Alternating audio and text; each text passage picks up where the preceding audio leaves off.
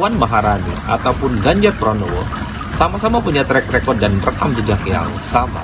Jadi sebenarnya agak sulit untuk menebak soal siapa sebenarnya capres definitif yang nantinya akan diumumkan antara Puan Maharani dan Ganjar Pranowo.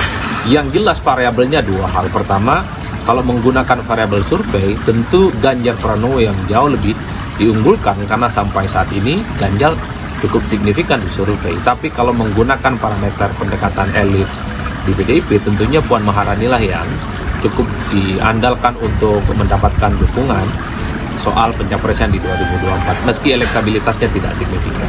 Ganjar Puan ini bertujuan agar kemudian politik kita bisa adem, bisa enak, dan kemudian kaum nasionalis bisa bersatu untuk memenangkan kejagoannya kira-kira untuk Pilpres 2024. Jadi maksud kami di sini adalah untuk satu, membuat teduh suasana politik, yang kedua meningkatkan elektabilitas daripada Pak Ganjar dan Mbak Puan tentu, ya kan, agar kalau bisa mereka berdua elektabilitas naik, dan kemudian yang untung tentu adalah partai saya, PDI Perjuangan tentu. Persaingan pendukung Ganjar Pranowo dan Puan Maharani dalam Pilpres 2024 yang dikhawatirkan bisa memecah internal PDI Perjuangan.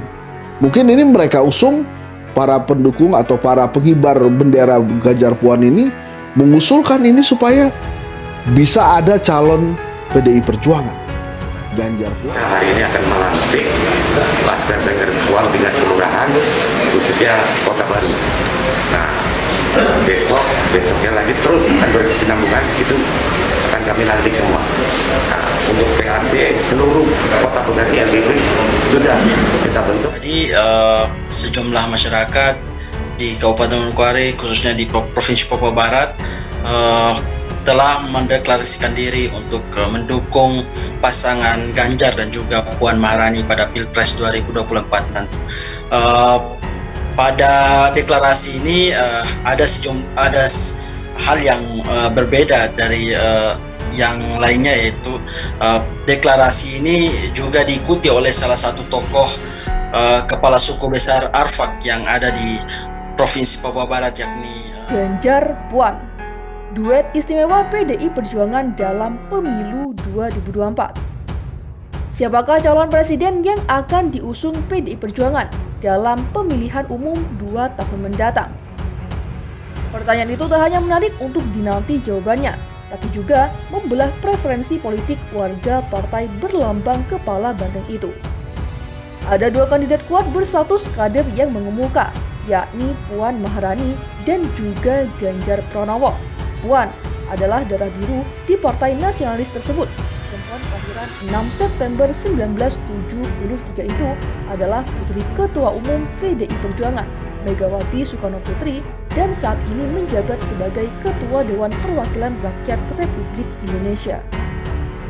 Ganjar dikenal sebagai Gubernur Jawa Tengah. Pria kelahiran Karanganyar 28 Oktober 1968 itu adalah gubernur 2 periode. Periode 2013-2018 dan periode 2018-2023. Sebelumnya ia pernah menjabat sebagai legislator fraksi PDI Perjuangan di DPR RI pada periode 2004-2009 dan periode 2009-2013. Dari hasil jajak pendapat sejumlah lembaga, Ganjar lebih disukai publik daripada Puan. Hasil simulasi top of mind yang dilakukan Saiful Mujani Research and Consulting atau SMRC pada Agustus 2022, elektabilitas Puan Maharani hanya 0,7% suara responden, sedangkan Ganjar Pranowo mencapai 17,6% suara. Hasil survei indikator politik Indonesia yang dilansir awal Oktober 2022, elektabilitas Ganjar Pranowo mencapai 30,2% dan Puan Maharani 3,2%. Elektabilitas mereka masih baik dibandingkan Kofifa Indar Parawansa 2,2% dan Erick Thohir sebesar 1,4%. Muhammad Iqbal, Doktor Ilmu Komunikasi Politik, Fakultas Ilmu Sosial dan Ilmu Politik, Universitas Jember di Kabupaten Jember, Jawa Timur, menyarankan PDI Perjuangan agar mencalonkan duet Ganjar dan Puan Maharani sebagai calon presiden dan calon wakil presiden. PDI Perjuangan sangat diuntungkan promosi gratis dari lembaga-lembaga survei yang selalu menempatkan kader terbaik Ganjar Pranowo di posisi teratas, kerap susul-menyusul dengan Prabowo Subianto. Di satu pihak, PDI Perjuangan juga punya kader terbaik yang saat ini menjabat Ketua DPR RI, yakni Puan Maharani, kata Iqbal pada Sabtu 15 Oktober 2022. Elektabilitas Puan saat ini memang tercecer dibandingkan Ganjar dan harus terus didorong. Namun sangat baik jika PDI Perjuangan tidak perlu berleh kanan kiri mencalonkan pasangan Ganjar dan Puan, sehingga dua-duanya berpotensi meraih ceruk pemilih mulai dari kalangan perempuan dan milenial, apalagi didukung lembaga survei yang mencatatkan posisi Ganjar di urutan tertinggi, kata Iqbal. Dengan berduetnya Ganjar dan Puan, maka suara kaum nasionalis akan solid. Sangat istimewa jika PDI Perjuangan jadi poros tersendiri mencalonkan duet Ganjar Puan. Dari aspek sistem politik, saya kira disinilah keistimewaan PDI Perjuangan. Mereka ruling party dan memiliki basis massa serta akar pendukung di Jawa. Belum lagi, mereka punya dukungan di Bali dan Nusa Tenggara Timur, kata Iqbal. Duet Ganjar dan Puan dinilai bisa mengembalikan soliditas PDI Perjuangan yang terbelah.